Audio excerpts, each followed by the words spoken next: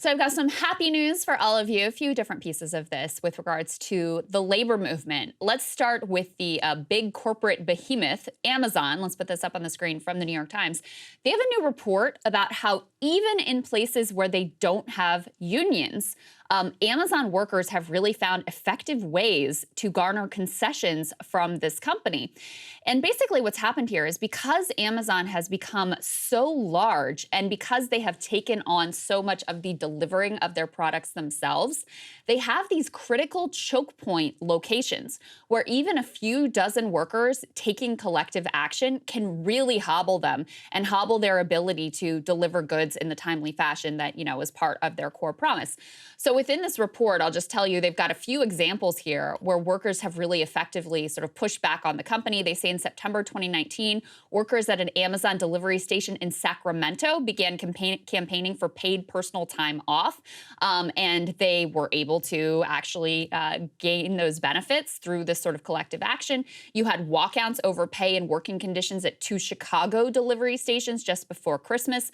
They then received raises of about $2 an hour. They also point to a situation where Amazon had suspended a San Bernardino Air Hub employee named Sarah, and suspicion is because of her union organizing and advocacy. The next week, workers wore "Hello, my name is" stickers, and they wrote on it, "Where is Sarah?" And lo and behold, Sarah was reinstated. Now, if you know anything about Amazon and the way they treated Christian Smalls and other Amazon workers who were also union organizers, you will recognize how extraordinary it is that the company was actually forced to bring her back to work and reinstate her because of her coworkers' upset. They also mention here a location in Kentucky and northern Kentucky, sort of near Cincinnati, that has become their primary delivery hub in the entire country, really, really critical to their operations.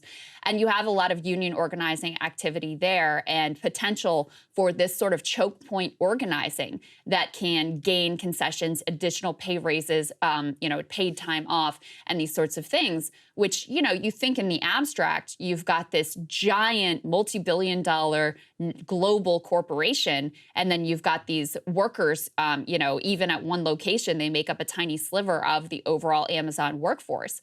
But when you have critical functions at some of these locations, these critical choke points actually provide a mechanism of very effective organizing.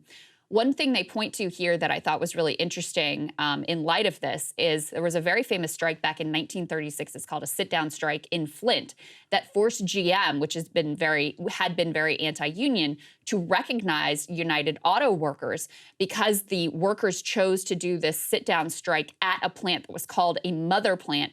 It was the only location that manufactured some of the parts for GM. So it was so effective, GM was like, we got to cave. Like, we got no choice. This is the only place where we make these certain parts. But after that, they learned their lesson, and then they then distributed all of their parts production across a lot of locations.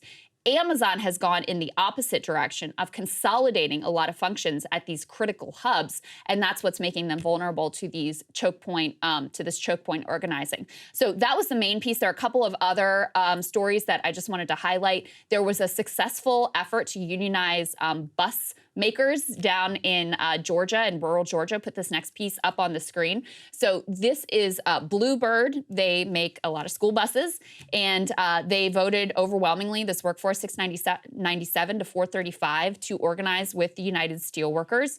One thing that was really interesting to me about this is part of why these workers were able to succeed, even in a very anti-union state in Georgia, even in a rural area where there may not be a lot of other employment, is because within Joe Biden's Inflation Reduction Act, they actually had provisions saying if you're going to benefit from these tax credits, you're not allowed to use the money to do anti-union organizing. So they didn't have those captive audience meetings. They say you have to remain neutral in any organizing campaign. And so that helped to tilt the scales a little bit and potentially contributed to this success for the United Steelworkers.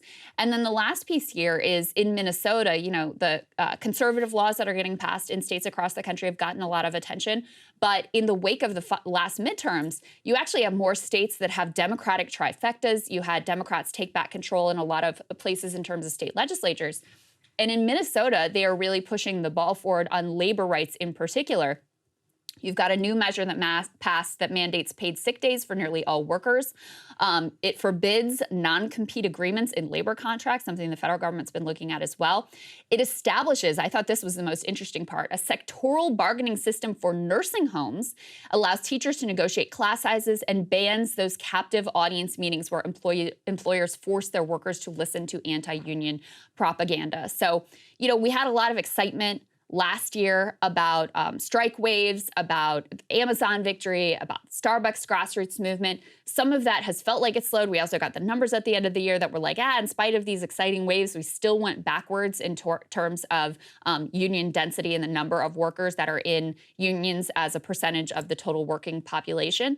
But I think these small shifts actually portend something really positive. And Emily, we also see in terms of public opinion, record highs in terms of, hey guys, ready or not, 2024 is fully upon us now. And Saagar and I have been brainstorming ways that we can really up our game for this critical election. Yeah, we rely on our premium subs to expand our coverage, to add staff, to upgrade the studio. We just want to give you the best independent coverage of this election, which is possible. So if you can help us out, become a premium subscriber today, breakingpoints.com, or the link is down here in the description video. It really means the world to us. And if you like what we're all about, this is the best possible way to keep us 100% independent, working only for you.